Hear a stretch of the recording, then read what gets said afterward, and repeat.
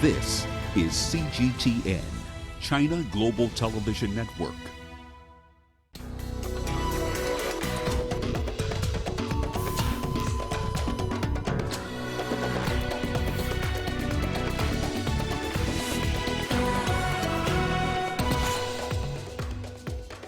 WHO chief calls for more support after President Trump halts U.S. funding to the organization. Vaccination of contacts of Ebola patients begins in eastern DRC. And we take a look at how a youth cycling academy in South Africa is using pedal power to assist needy families affected by COVID-19 lockdowns. Hello and welcome. You're watching Africa Live. We're coming to you live from Nairobi. I'm Hannah Viviers, hearing what stories making headlines this hour. In business news, finance officials from the group of 20 major economies agreed to suspend debt service payments for the world's poorest countries. And in your sports, Tunisian boxer Maryam Homrani improvises her training under lockdown at home. We begin in Tanzania, where the death toll from Wednesday's road accident has risen to 21. The accident occurred in Kilimanjaro village in the East Coast region. 18 passengers were killed instantly.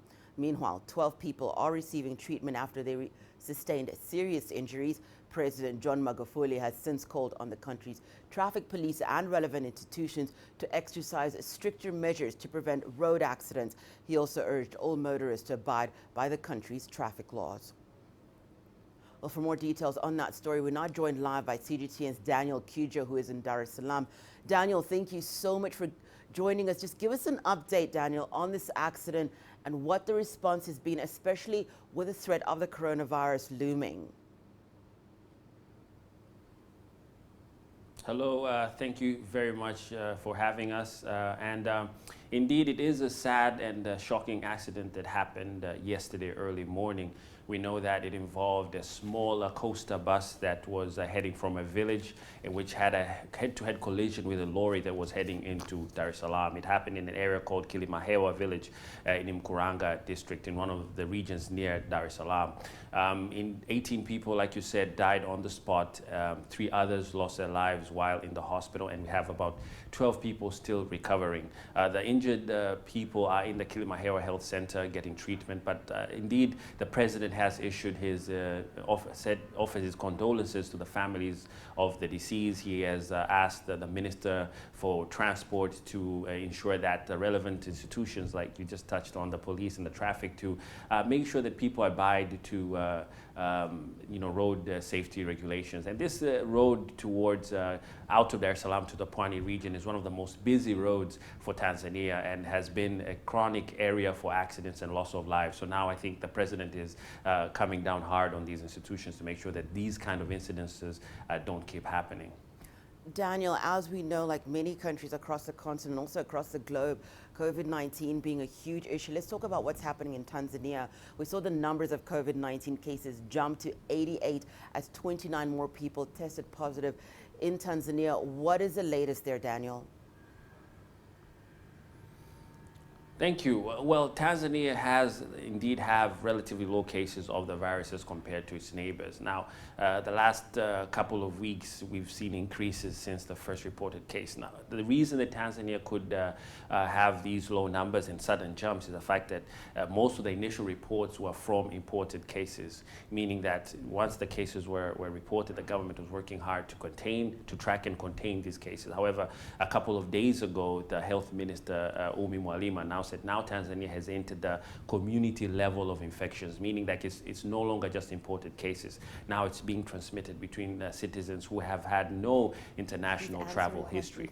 Experts advise that this could be the reason why there's now this sudden case, because now it's no longer just travelers, but citizens themselves are spreading the virus. We know that Dar es Salaam, which is a commercial hub, has the highest number of cases, which can be also due to the highest population density that has led to a higher transmission rate. So basically, now it's community to communities, and I think that is why the numbers are increasing drastically.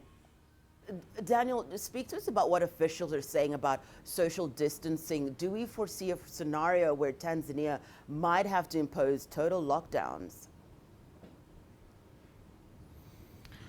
Well, Tanzania, the government has been communicating the measures to mitigate the impact and encouraging people to do social distancing. For instance, since day one, the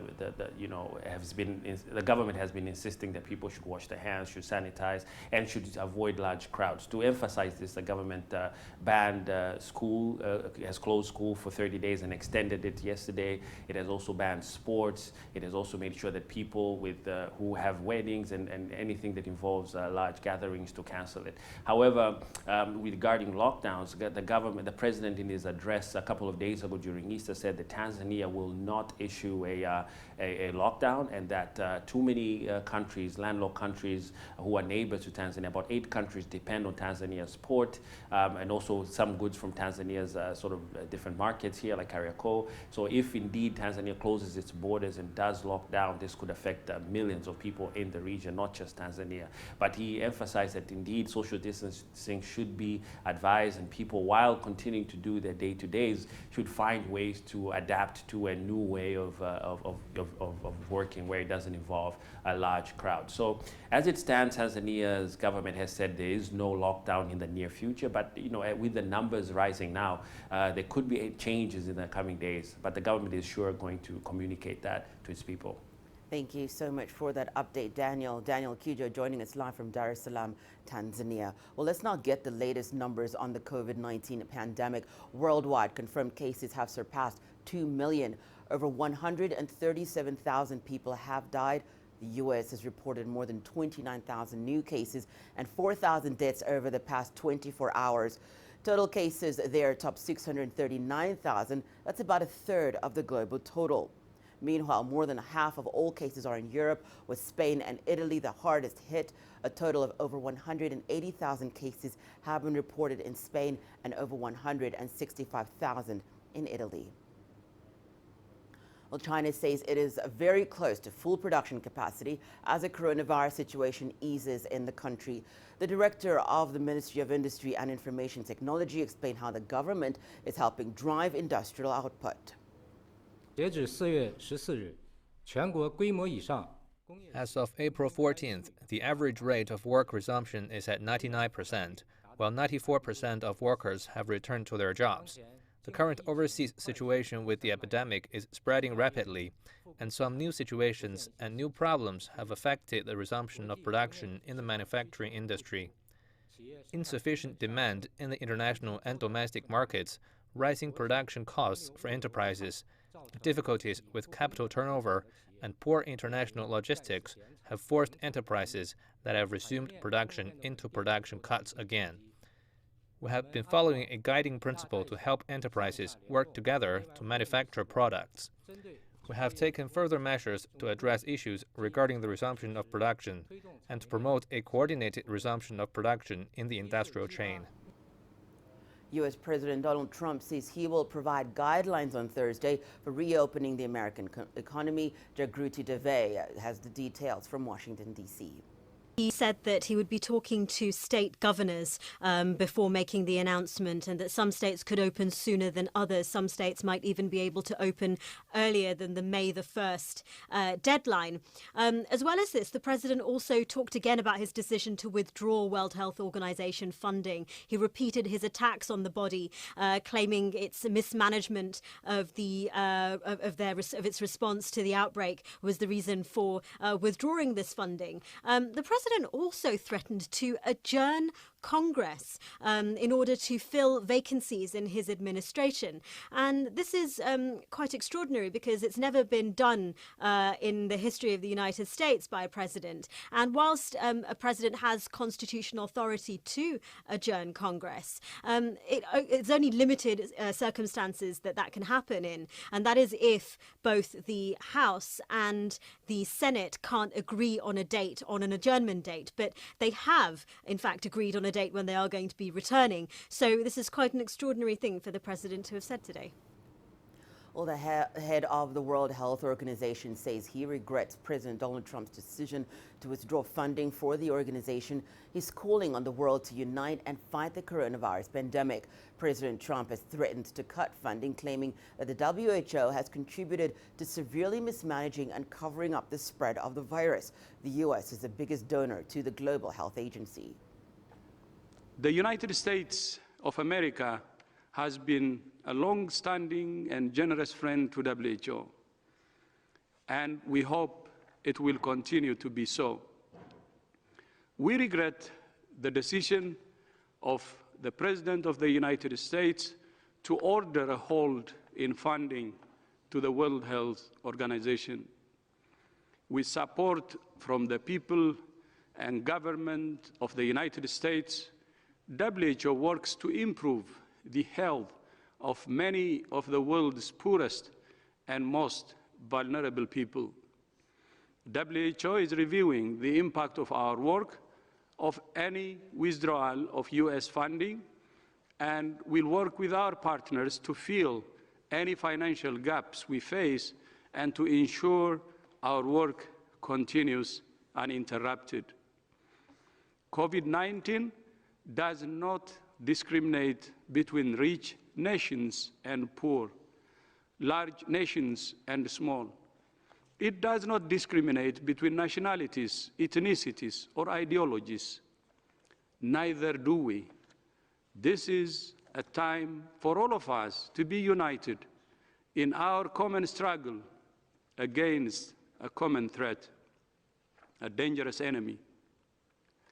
When we're divided, the virus exploits the cracks between us. We're committed to serving the world's people and to accountability for the resources with which we're entrusted. With the WHO's funding cut, there are concerns over how Africa's weaker health systems will cope with the coronavirus pandemic. CGTN's Daniel Arab Moy takes a look at the role the WHO has been playing in Africa's fight against COVID-19.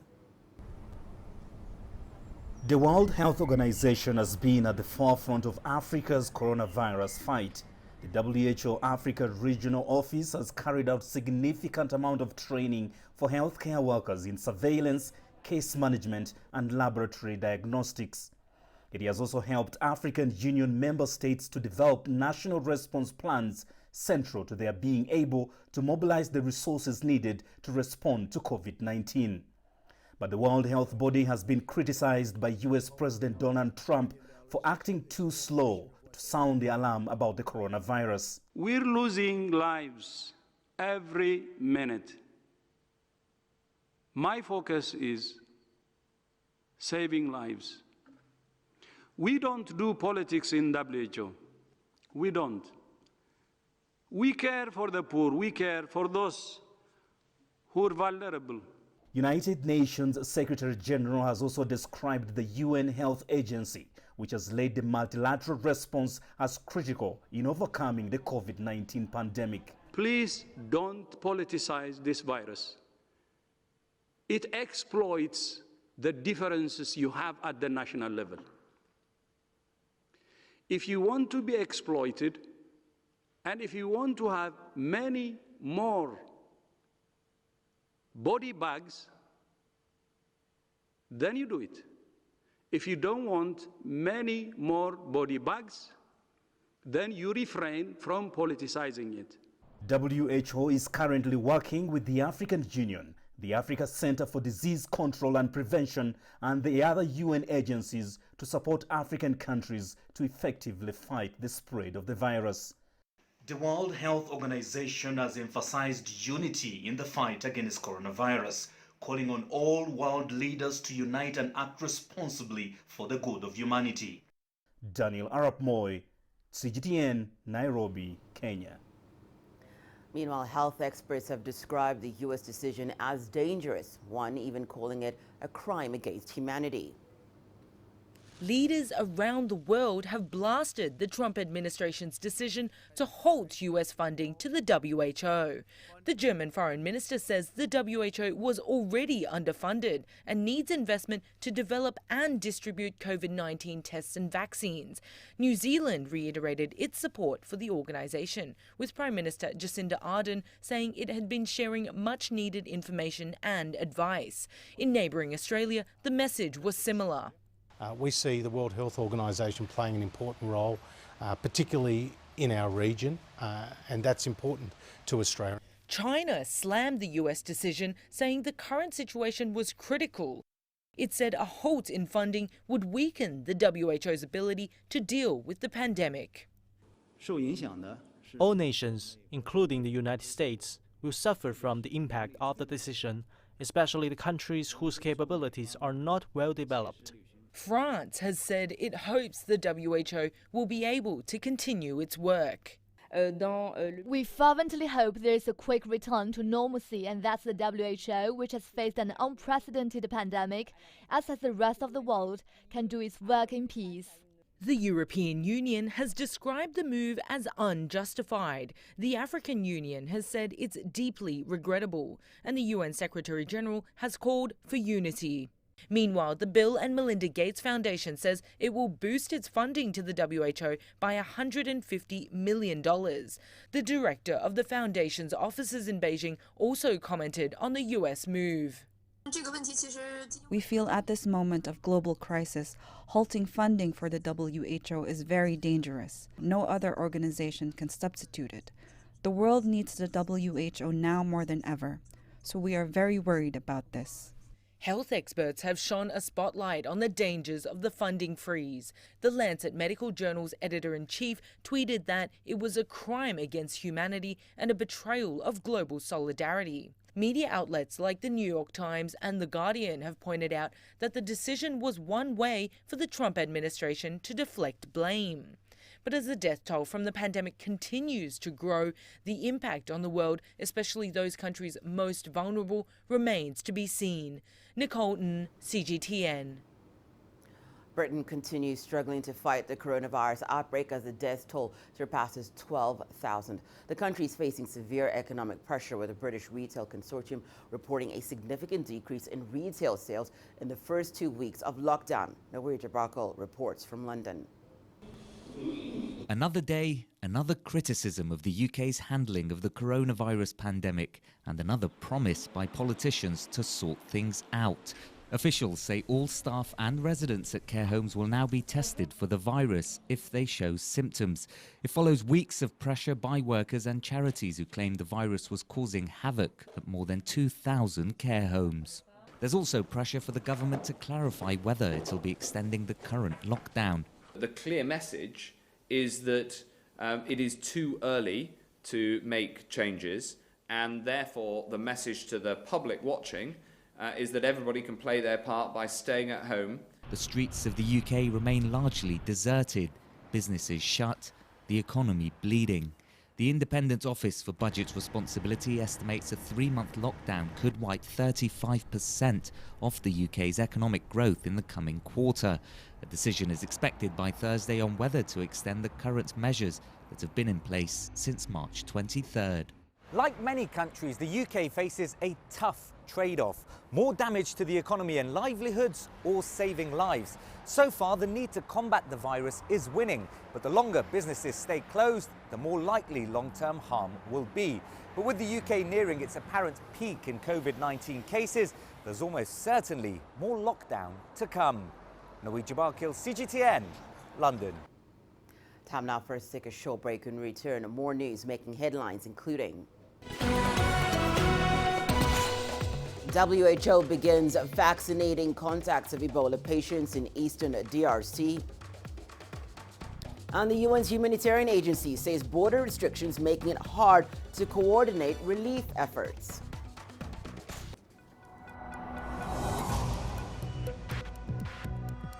Each day, there are millions of stories. Each one can open new perspectives, new possibilities. Wherever you look, we are there to see, discover, explore. We put the pieces together to find what really matters to you, all around the world, all around the clock. Our reporters are at home across the globe.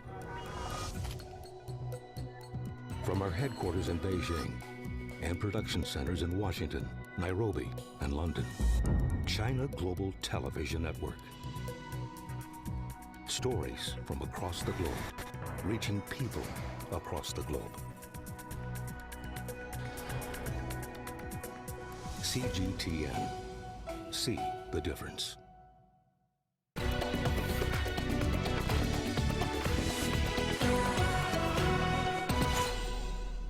Welcome back. You're watching news making headlines right here on Africa Live. Well, in Burkina Faso, a local television station called Burkina Info has initiated televised courses for students amid the COVID-19 pandemic. This follows the closure of all schools and universities in the country. The televised courses are in collaboration with teachers, and different subjects are being broadcasted. CGTN's Tudi Chabalala tells us more. Burkina Faso is using television to keep students updated with the school curriculum. The TV channel is called Burkina Info. Students are taught basic subjects such as maths, physics, chemistry, philosophy, and French. The ongoing coronavirus pandemic has forced government to shut down all learning institutions. As a student in the final year of high school, it doesn't suit us to stop classes because the exams were already closed. We were 2 to 3 months away from the exams, so we were preparing. Frankly, I think it's a program that helps us a lot. It's not always easy to work at home because the setting is not appropriate. But now with these courses that we take on TV, even if the understanding is not like in class, I can say that it helps us a lot and it allows us to catch up a little bit.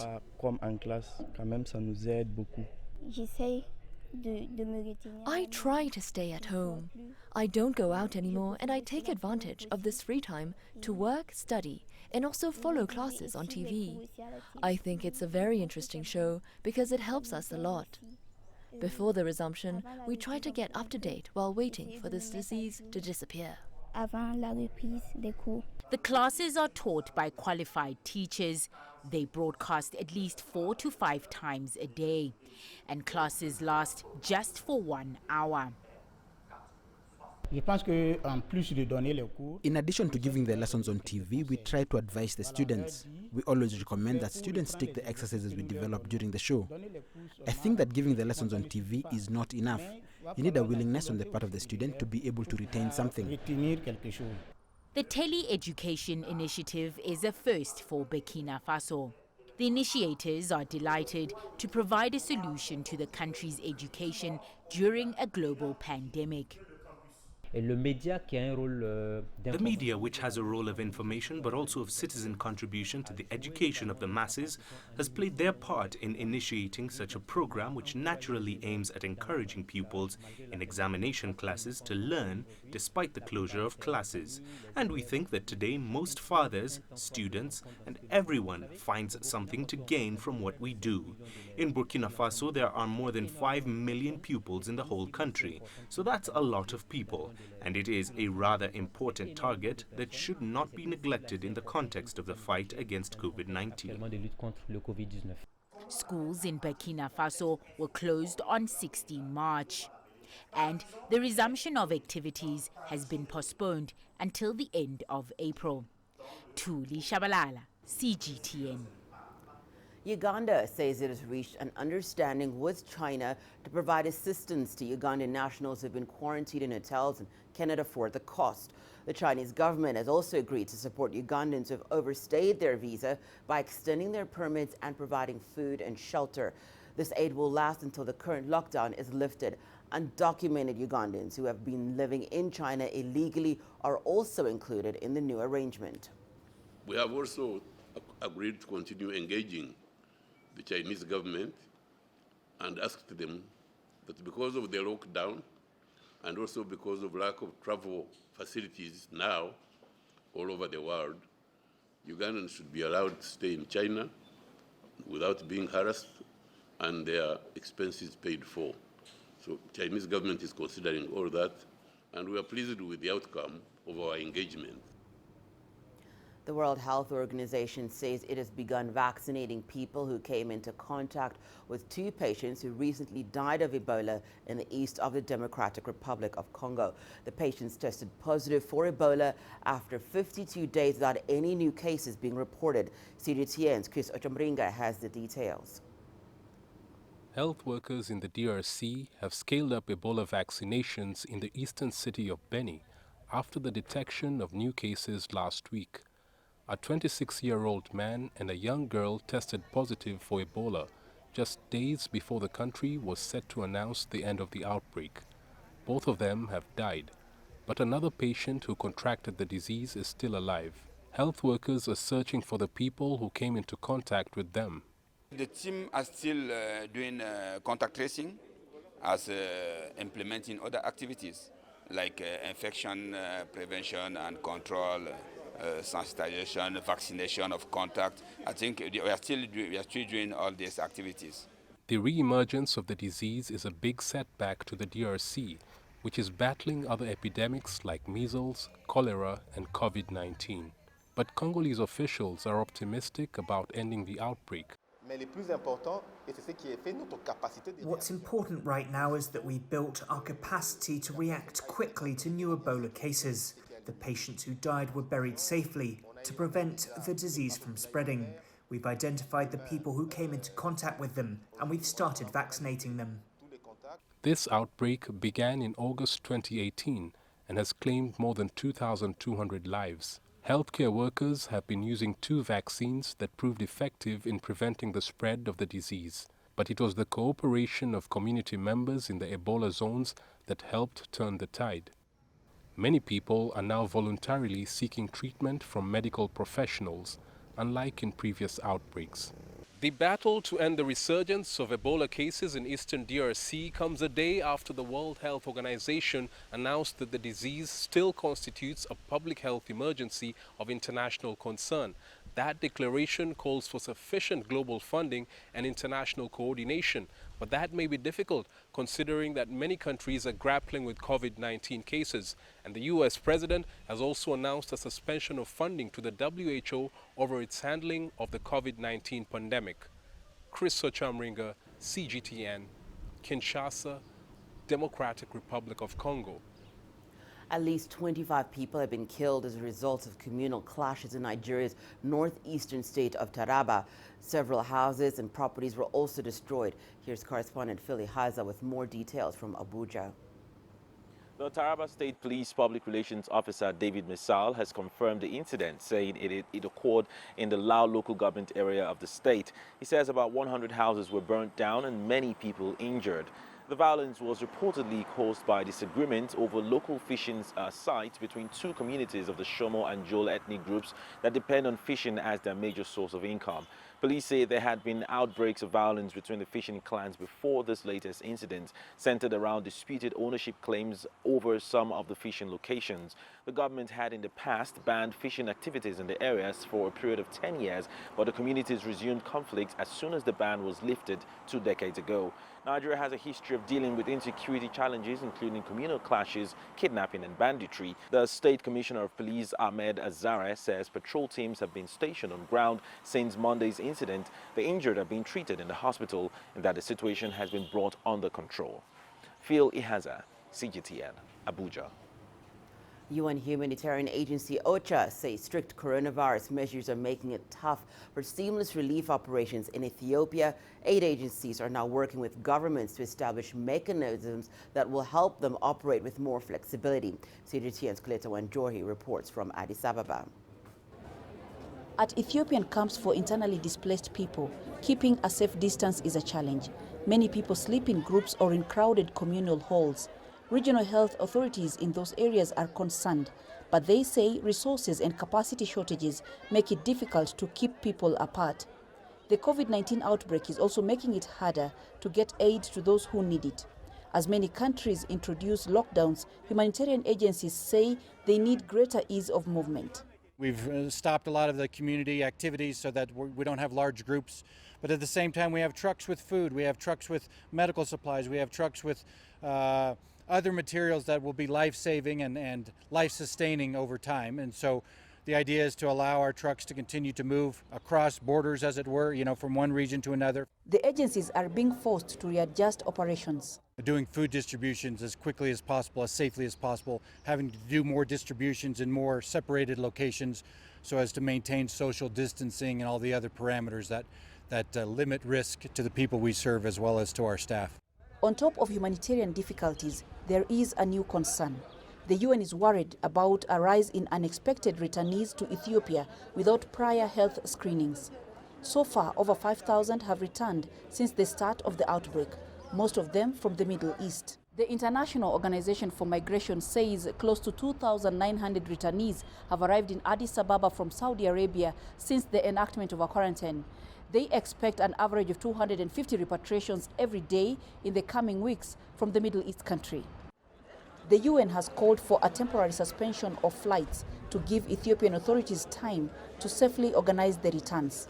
It hopes the ongoing negotiations between the two countries will help limit the spread of coronavirus. Coletta Njohi, CGTN, Addis Ababa, Ethiopia. Time for us to take a short break. Your business news is up next. Here's what you can expect. Finance officials from the group of 20 major economies agreed to suspend debt service payments for the world's poorest countries. And Accra turns into a ghost city as Ghana extends its lockdown. Africa is the nexus of enterprise, and global business will tell you why it matters. From the mega investment projects to multi-billion-dollar mergers and acquisitions. Africa today collects, just in terms of revenues from taxes alone, $545 billion a year. If you take 10% of that and you devote it to the energy sector, problem solved. All this on Global Business, weekdays at this time on CGTN.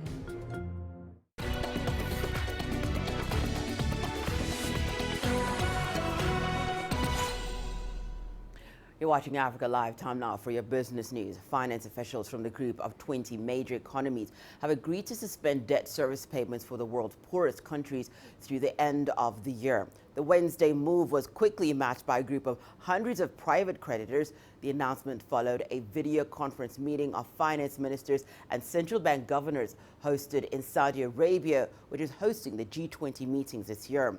Saudi Finance Minister Mohammed said the actions to freeze both principal repayments and interest payments would free up more than $20 billion for the countries to spend on improving their health systems and fight the COVID-19 pandemic. The debt standstill offer is open to the world's poorest and least developed countries. Our actions today include a G20 initiative to suspend debt service payment for the poorest countries. All bilateral official creditors will participate in this initiative. And through this platform, I also call on private creditors working through the Institute of International Finance to participate in this initiative on a comparable terms. We are not happy with oil prices, so is other oil producers, but we need to make sure that the energy market is balanced, as we have been doing for decades in Saudi Arabia. As I said earlier, the G20 members have accepted the invitation of the G20 presidency and held energy ministers meeting, extraordinary meeting last week, in which they have actually supported the agreement that was reached by the OPEC and OPEC Plus and called for action to ensure that market stability is maintained. Meanwhile, the International Monetary Fund Managing Director Kristalina Georgieva says the fund is deploying all of its existing resources and is looking to triple its concessional financing for the poorest countries. In a statement to a meeting of G20 leaders, Georgieva also said that the IMF was urgently seeking some $18 billion in new resources for the fund's poverty reduction and growth trust for poor countries. Make sure that we can do more for those that need us the most. And that means aiming to triple concessional financing which is so necessary for our poor members. What we have seen is central banks providing ample liquidity, $8 trillion of fiscal measures. So our message is spend as much as you can, but keep the receipts. We don't want accountability and transparency to take a backseat in this crisis. We are telling everybody, do all you can. And I just want to assure you that we are following ourselves on our own advice. Everything is on the table in terms of measures we can take. Ghana is set to receive a $1 billion loan from the International Monetary Fund to deal with the economic shocks caused by the coronavirus pandemic. The World Bank previously projected that the West African nation would become Africa's third fastest growing economy this year. But the global health crisis is already taking its toll on the country's economy. Some labor unions now want the governments to be transparent in the spending of the IMF loan. CGTN's Nabil Ahmed Rafah reports from Accra. Ghana's economy is projected to slow down due to the coronavirus pandemic.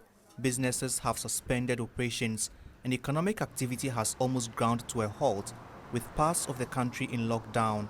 The International Monetary Fund has also slashed the country's GDP growth rate for this year from 7.5% to 1.5% due to the impact of COVID-19.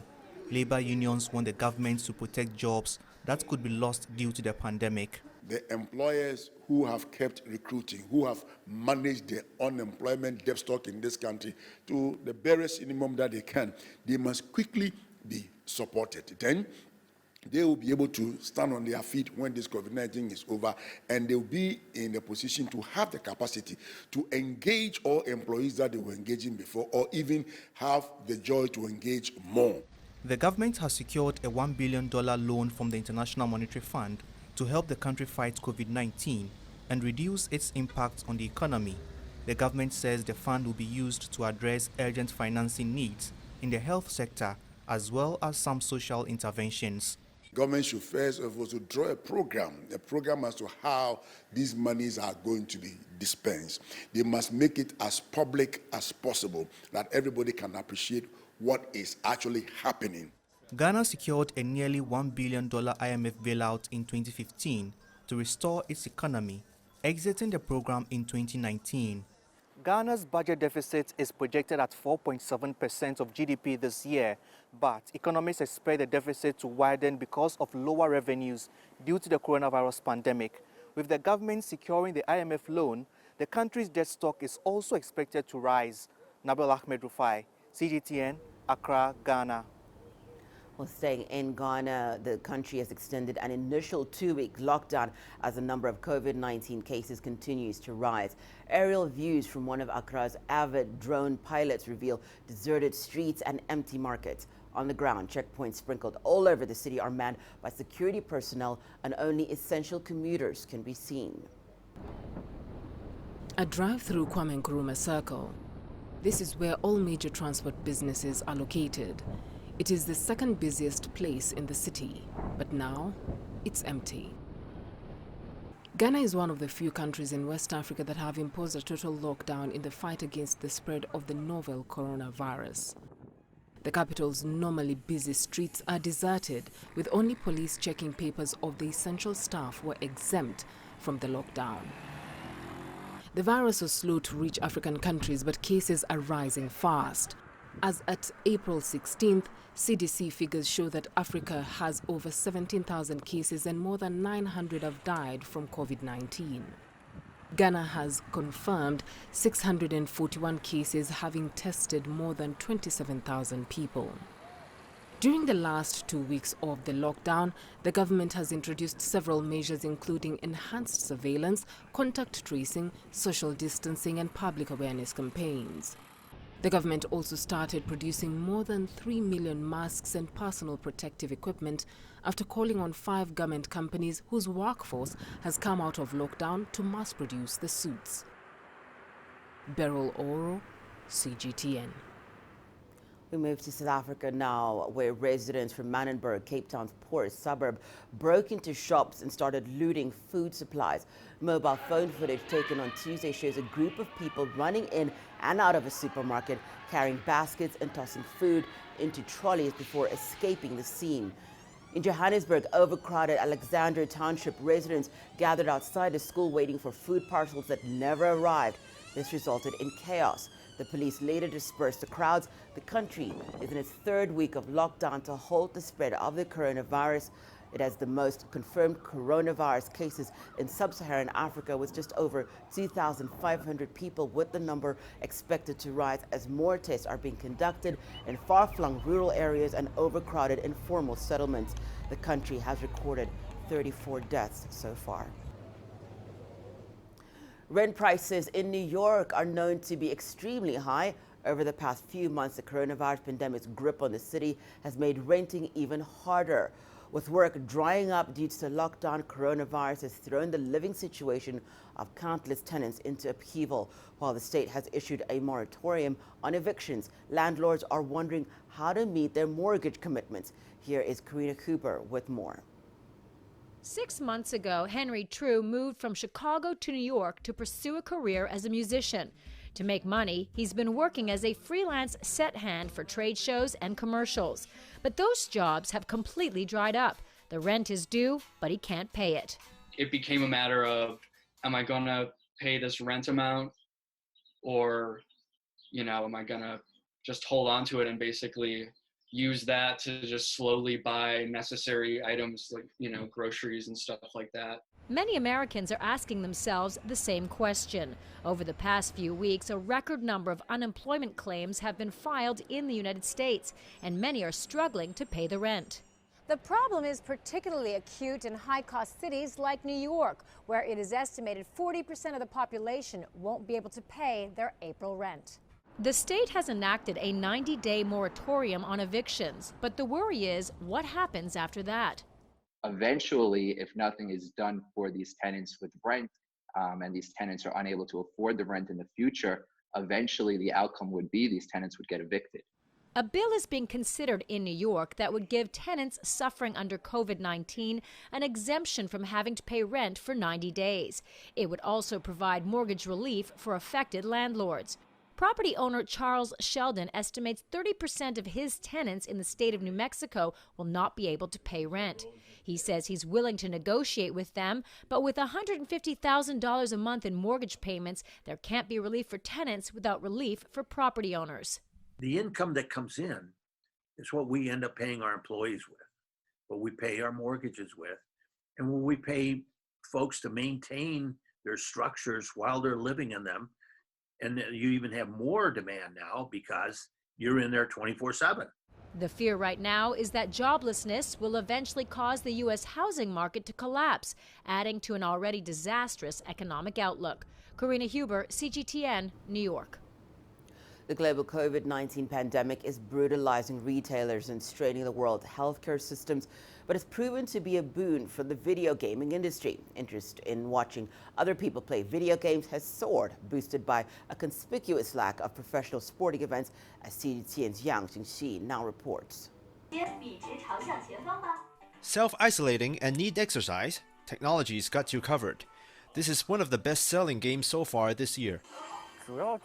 I don't know much about bodybuilding, so I find this a lot less stressful. Mobile games have long been in the spotlight for the video game industry, as they let people play on the go.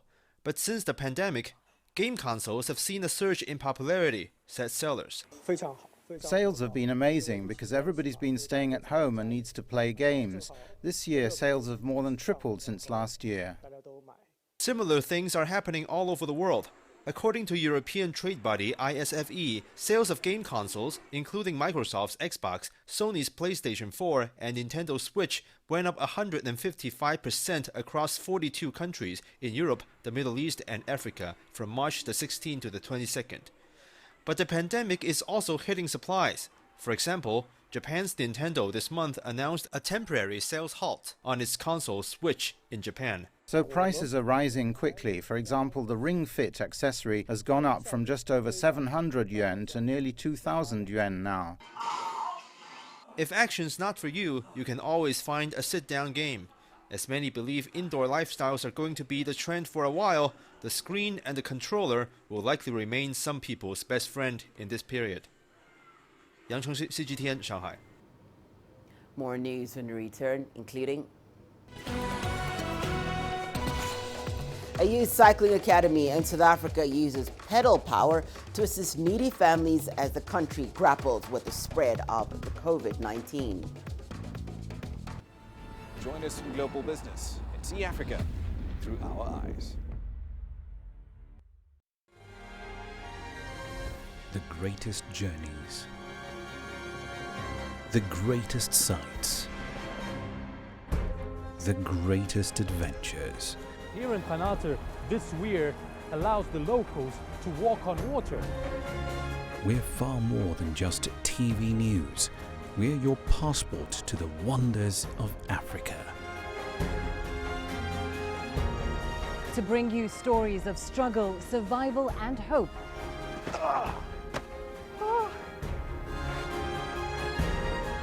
So let's explore.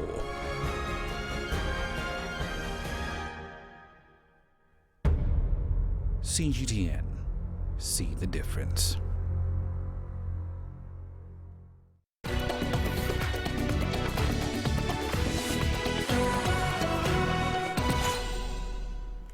In Cape Town, South Africa, a youth cycling academy is using pedal power to assist many impoverished people affected by the spread of the coronavirus. They're doing this by delivering life-saving food parcels to the most needy while relying on the goodwill of NGOs as well as the private sector. CGTN's Travis Andrews has that report. Combating the spread of COVID-19 one pedal at a time. The Velokaya Life Cycle Academy have stepped into action and are delivering life-saving food parcels to the most needy. The Khayelitsha-based academy relies on the generosity of NGOs as well as the private sector for food donations. From there, they spring into action, going home to home, spreading the goodwill with food such as potatoes, rice and pilchards. We choose the most vulnerable homes to the least vulnerable, and then we take the food parcels to those families just to make sure that they are sustained within the lockdown period of 21 days. And we also make sure that we're actually going to extend it beyond the members of Velokaya to the immediate communities and townships around the Cape Flats. Over 700 food parcels were donated recently by an NGO, but much more is needed as the situation in the townships are dire. Some people are even resorting to looting stores. We know and understand the township situation that some of the people, they used to go and work for themselves. They used to pick up tins to sell, but now they don't have time to do that. So this is now is the time for them to get something from us so they can be able to stay indoors. Hygienic practices are also stringently followed by the academy when visiting people's homes for the drop-offs, and social distancing is also adhered to. Through cycling and civic duty, these kids are effecting change within their community, and that hasn't gone unnoticed by large corporates, retailers, as well as NGOs, who are steadfastly supporting the program, as it also builds up the character of these youths. We, technically speaking, are the foot soldiers of the country fighting this disease, this pandemic, which is coronavirus. So it actually gives them some a sense of pride, you know, that they're helping out the community that is in need of these resources. For now, the project is growing from strength to strength, and with a little more support, we'll be able to feed even more poor people across the Western Cape, who face a very grim economic situation once the lockdown finally gets lifted. Travis Andrews, CGTN, Cape Town. Some sport action after the break. Here's what's coming up. Tunisian boxer Mariam Homrani improvises her training under lockdown at home.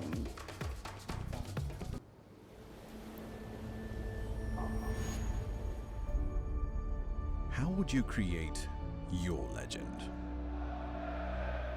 On the fields, on the tracks, in the arenas of Africa. Were you born to be a player? Could this moment be yours.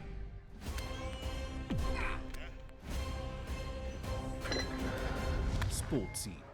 Find your game.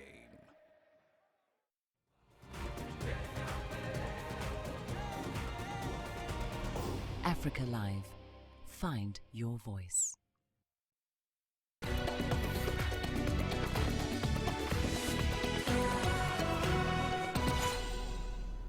It's time now for your sport news. Let's begin in Tunisia, where boxer Maryam Hamrani has transformed her living room into a boxing ring and her neighborhood a gym as she aims to stay in fighting form, having qualified to the Olympic Games. Hamrani became one of 2 Tunisian boxers to qualify to the Tokyo Games, but has since seen her preparations affected after restrictions were imposed in the country to curb the spread of the virus.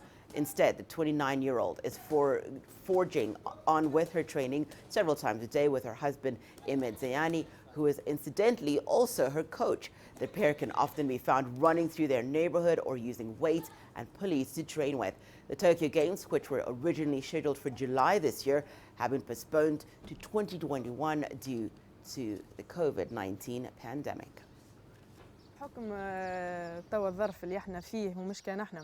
Due to the situation the whole world is facing because of the coronavirus, I have been training at home. I do some jogging in this area, then continue my training at home with my husband. This is just to maintain my physical fitness, since under these circumstances, I am unable to get professional training or participate in competitions. I have also been following other boxers who qualified for the Olympics, those in my weight bracket, to study their strengths and their weaknesses.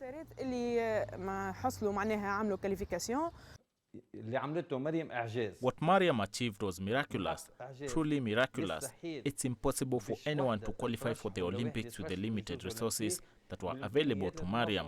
Her will is the only thing that helped her. Her will and the support of her family, which helped overcome all the obstacles. Former Chelsea and Cote d'Ivoire striker Didier Drogba has offered his hospital as a coronavirus treatment and testing center. The hospital located in the capital Abidjan is named after the late Ivorian footballer Laurent Pokou, who died in 2016. The head of Abidjan's regional council thanked Drogba for the decision and said the hospital would be very useful in the fight against the coronavirus pandemic. The Ivorian government recently announced that 13 hospitals in Abidjan and 45 in the country would be used as COVID-19 centers.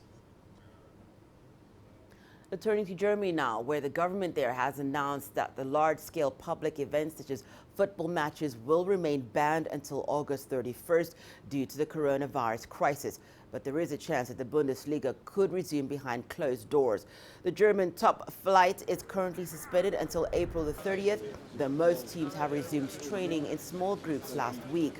The German Football League is set to meet on April the 23rd to discuss new plans, which are likely to finish the season behind closed doors by June 30th to ensure clubs do not lose their media revenues. However, fan groups and medical experts have slammed the plan, pointing it would rely on in-demand testing capacities being diverted to footballers. It will obviously be totally different, but we simply have to do our job and try to win every game that comes, whether they are fans or not. That is the important thing for us. Of course, we will miss the support of our fans, but in situations like this, the most important thing is everybody's health. And as that is the case, we will just have to do games behind closed doors. The Italian Serie A hopes that teams will restart training when the current lockdown ends on May the 3rd, and the country's football federation says players and staff at clubs should be tested for coronavirus and then isolated in training camps to do so. The recommendation will be among the guidelines drawn up by the FIGC's medical committee so that the season on hold since March the 9th can safely restart. FIGC President Gabriel Gravina said it was essential at this stage to develop the best possible procedures to resume activity when the whole country starts up again. The federation says that for the start of training, each club should form a group of players, technical staff, doctors, physiotherapists, and other staff, which is completely negative, and isolate them in a summer-style training camp.